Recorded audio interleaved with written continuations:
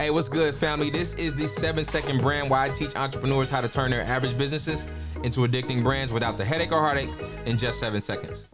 You only have 7 seconds to become a brand.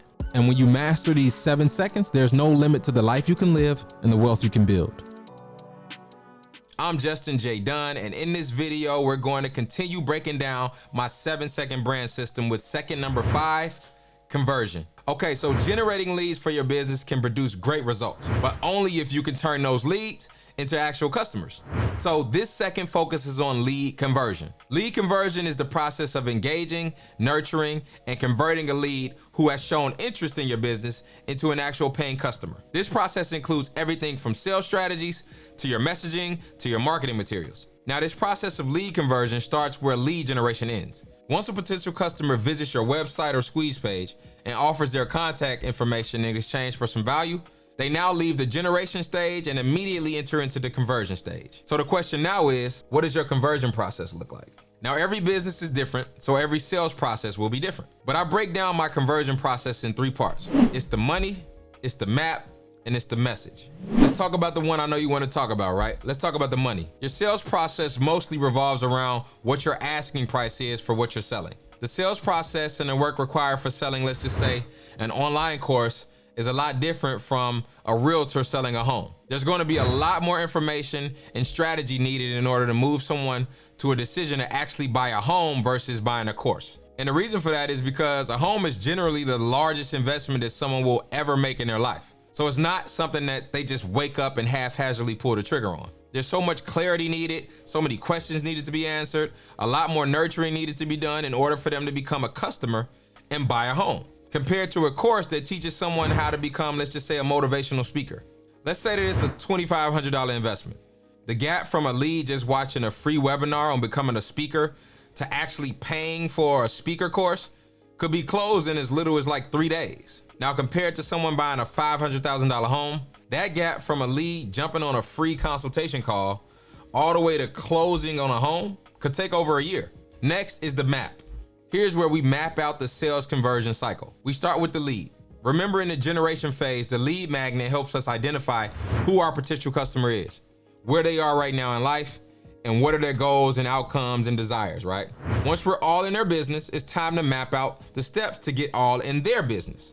To do this, we need to map out a sales cycle. What are the 4 to 7 steps needed to guide a prospect from where they are right now, uneducated about the value you provide, the pain you relieve, the problem you solve, right, to a place where they're fully educated, trusting in your ability to serve them, and have their money out ready to buy. The goal is to design a seamless road that takes them from interested to invested.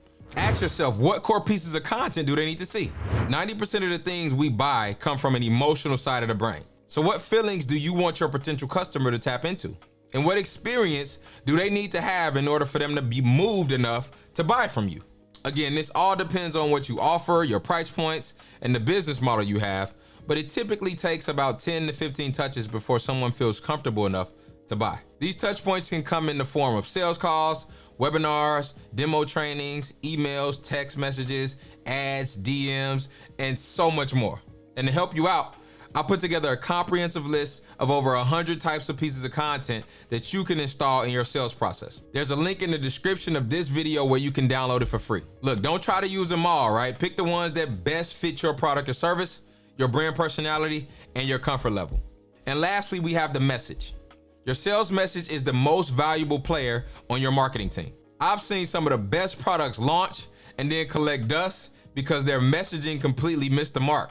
While on the other hand, I've seen some of the crappiest products sell out fast because the messaging was just, chef's kiss. If you cannot articulate the value you give in a clear and quick way that gets people to say, I love that.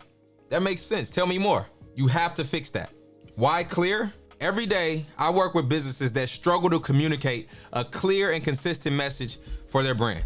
They come to me thinking they need a marketing campaign or a website redesign, when the real problem is they have no brand message to even attach a campaign or website to. There was never a messaging structure or a foundation established before they randomly started showcasing their products or services to the public. This leaves a huge hole of confusion for your potential customers. And I'm telling you right now, and make sure you write this down, okay? Write this down. Confused customers do not buy. Next, why quick? You don't have all day to get to your point. Your dream customer is not losing sleep over another business like yours. Today, they are busier and overloaded with too much information. How much? The average person sees 5,000 ads and 20,000 pieces of content every single day. We scroll through emails, through our feeds, we watching the news, tweets, pins, ads, pics, videos. It's endless, right? And because of all this noise and so many competing messages, we're distracted and have extremely short attention spans. How short? Come on now. How short? Yes, you guessed it, 7 seconds. With so much noise and distraction today, you have less than 7 seconds to catch attention and then keep attention. If it doesn't create that curiosity and reels us in to want more, then we do what comes easy to us.